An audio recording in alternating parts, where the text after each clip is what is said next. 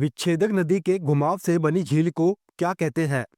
तो इसका सही उत्तर हमारा option number C, oxbow lake, यानी कि ऑक्सबो झील कहते हैं। तो जैसे मान लीजिए हमारी कोई नदी बह रही है, ठीक है? तो ये बहते-बहते कई बार कई बड़े-बड़े घुमावदार टर्न ले लेती है, ठीक है? तो कुछ समय बाद होता क्या है, ये नदी क्या करती है, ये ऐसे टर्न से ना जाकर ये सीधी-सीधी निकल जाती है। जब ये नदी सीधी-सीधी निकलेगी, तो ये जो हिस्सा है, ये मुख्य धारा से अलग कट जाएगा, ठीक है? और जब ये मुख्य धारा से अलग कट जाएगा, तो एक तरीके का ऑक्सबो झील बना लेगा। तो ऑक्सबो झील क्या होती है? ये एक तरीके की हमारी यू आकार की झील होती है। ये तब बनती है जब नदी का एक घुमावदार हिस्सा, जिसे इंग्लिश के अंदर हम लोग मेंडर के नाम से जानते हैं, ये जो घुमावदार हिस्सा ये जो है, इसे इंग्लिश में हम लोग मेंडर कहते हैं, ठीक है? तो जब ये मेंडर यानी कि जो एक घुमावदार हिस्सा मुख्य धारा से अलग कट जाता है, ठीक है?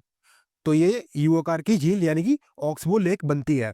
इसे हम लोग गोखुर या फिर चाप झील के नाम से भी जानते हैं। चाप यानी कि जो इंग्लिश में हम लोग कहते हैं आर्क, ठीक है?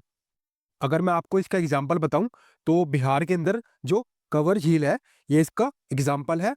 और ये रामसर की एक साइड भी है जिसे गंगा की सहायक नदियां बनाती हैं।